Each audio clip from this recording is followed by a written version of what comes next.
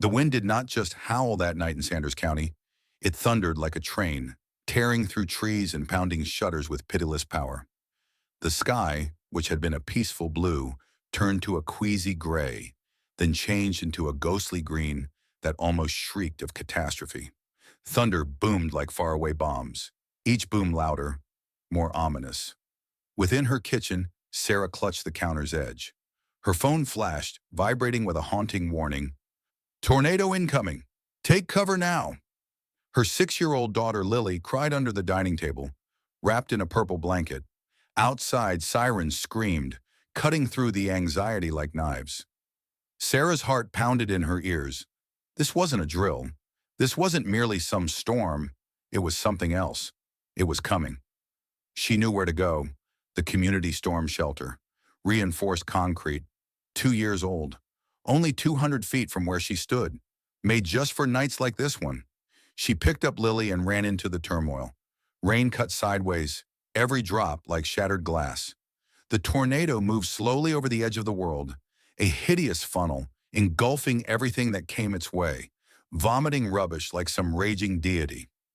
Sarah wrapped her arm around her child, heart pounding, feet slamming mud. The earth shook. Then it stood, the shelter, strong, nearby. Hope. She turned the handle, pulled. Nothing. Did it again. Still locked. Her gaze latched onto it. The chain, the padlock, glinting in the rain like a wicked joke. No, she breathed, voice breaking, beating on the steel door. A soggy sign glared back. Facility closed. HOA directive. Access restricted. Lightning lanced the sky.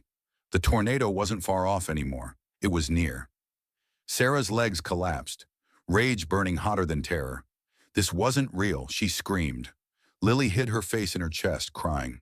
From all sides, neighbors emerged, panicked, confused.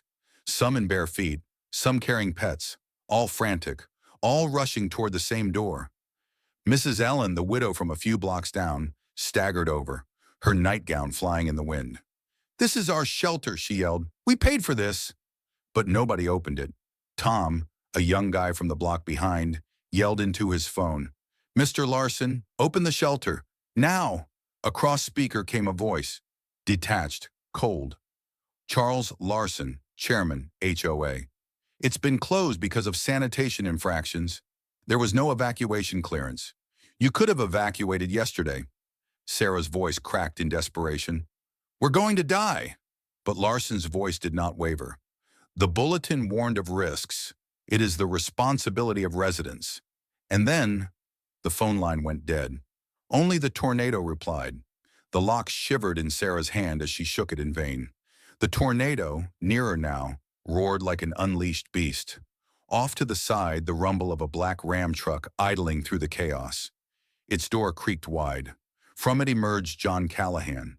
He wasn't imposing, but when he stepped forward, the storm parted for him. A camouflage jacket was wrapped around his body, sleeves wet, mud stuck to scuffed combat boots. Faded scars etched across his face, untold stories. His eyes, piercing and icy, swept the terrain. Deliberate, composed, deadly. Sarah ran to him, holding Lily. "Dad, they locked it!" John didn't answer. His eyes darted from the shelter to the churning vortex in the distance. He took Lily, held her tight, kissed her forehead, and returned her gently to Sarah. Then he turned, went to the truck bed. From under a faded tarp, he drew out a duffel. Olive drab, military issue, the insignia just discernible. Sarah's gut fell. "Dad, no, you can't just blow it open." John's voice, low and firm, cut through her hysteria. "They chose red tape. I choose you." He moved forward, the storm raging at his shoulders, duffel slung over one arm. Without hesitation, he dropped a dented green case at the shelter door. The wind shrieked. He opened the case, disclosing a breacher's kit, wires, tools, and one tiny frightening gadget, a thermal breaching charge, military grade. Gasps rippled through the crowd. Neighbors stepped back, eyes wide. He knelt, unflappable, fingers firm, studying the hinge. A soft click. He armed it. Sarah clutched Lily tighter, voice shaking. "Is this even legal?" John didn't look up. A tornado doesn't care about legal. Then standing, drying his hands on his jacket, he yelled over the wind. 30 feet. Everyone. No one hesitated. Families dispersed, taking cover behind a dense oak. A woman hugged her dog. A child held on to a teddy bear.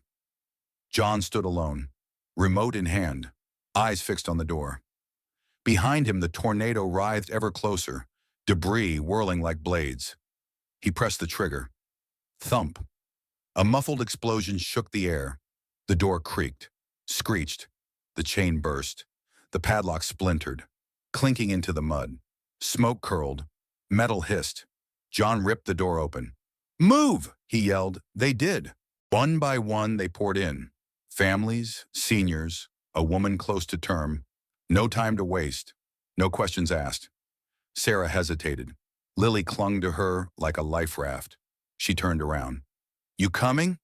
John stood in the doorway, sopping, steady. His eyes surveyed the storm. His jaw was clenched. He shook his head. "Larson!" And then she was gone, swallowed by the shelter. John turned and stood face to face with the monster. Inside, the air clung, heavy with dampness. Concrete walls closed in like a tomb, but they stayed that way. A generator roared somewhere, light bulbs with erratic light casting soft, shuddering shadows. Dust hung suspended in the air. Children wept, but they lived. Outside, the storm had not finished yet. The walls were cracked in spots, evidence of years of neglect. The air was heavy, metallic and pungent with the smell of old rubber. John stood near the door, examining every vent, the emergency hatch, the storage crates. He pushed rusted bench legs against the frame with quick efficiency to hold it strong. Outside, the tornado bellowed in rage. The earth trembled. Dust poured from the ceiling in gentle clouds. Then, a crash in the distance. Something huge had been ripped apart. In a dark corner, a teenager held his younger brother close and whispered, "We'd be dead if it weren't for him." Gratitude rippled through the crowd. Murmured thanks, quiet nods. Sarah, seated with a now sleeping Lily, watched her father in silence. She'd once laughed at his drills, dismissed his stockpiles as overkill. But now she saw the truth. Not paranoia, preparation, protection, purpose. John sat in stillness on an upside-down crate, eyes fixed on the door, spine stiff. He was a barrier between them and the tempest, their protector. And then, light. A beam of dawn filtered through the shelter hatch. The storm had passed. Outside, the world was different. The tornado had vanished, but the debris it left behind spoke its own tale. Shattered trees, torn roofs, quiet. Whispers became sighs of relief inside, but tension lingered. Anger, unresolved, began to simmer. Gravel crunched outside. A black SUV rolled up and stopped.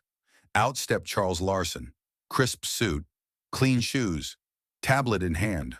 2 uniformed officers and a news crew followed him, cameras already rolling. "James Callahan," Larson called, voice sharp. "You're under arrest for unlawful property damage, reckless behavior, and use of explosives on HOA grounds." John stepped out into the light. Glass shattered under his boots. He stared Larson in the face without blinking. "I rescued 37 souls," he repeated, voice hard as iron. "Children, old people, a pregnant woman." He edged closer. "And you locked the door." Larson's jaw hardened. "It was closed for sanitation purposes. Protocols weren't complied with." "You locked the door," John replied, his words louder now. "You ignored every warning, laughed as they pleaded." Sarah put her phone on the table. "I taped the call," she said. She hit play. Larson's own voice took up the room. "Sanitation problems. Ought to have left sooner. Not our fault." Then, his cold, merciless laugh. The officers shifted. One of them looked sideways at Larson, face blank. John crossed his arms. "You still want to discuss consequences?" Larson stuttered. "This isn't about emotion. There are appropriate channels." "You left us to die," Sarah snapped. Behind her, neighbors started moving forward. One at a time. Parents, seniors, Teenagers. Survivors. They formed a silent line. A wall. The officer cleared his throat. "Mr. Larson, hand over your tablet. We're going to need a statement." Larson froze, hesitated, then reluctantly extended the device, hands shaking. The camera zoomed in, caught everything: his twitching jaw, his fading confidence. The story exploded. Screens lit up across the nation. News channels on loop. John standing tall, the broken shelter door behind him. Larson's voice ringing out from the tape. Headlines flashed across the ticker. HOA locks out families during tornado. Veteran saves dozens after community shelter sealed. And John Callahan, the people's man, not the policy man, stood not as a criminal, but as a hero. The hashtags were first. Reach ho fail. Trucker hero John anger thundered across social media. Footage of the seal shelter. Sound of Larson's apathy. The blast. John carrying open the door as the tornado advanced. A petition flooded in overnight. Thousands insisted on action. Protests broke out outside HOA buildings. Veterans appeared in uniform, standing in silent solidarity. Larson was arrested, charged with putting lives at risk. Video, audio, eyewitnesses. The evidence was conclusive. John's charges dropped. Under the Emergency Defense Clause, his actions were deemed heroic. At the press conference, Sarah held steady, Lily perched on her hip. Tears pricked, but her voice still wasn't shaky. "My dad didn't think. He just acted because someone had to."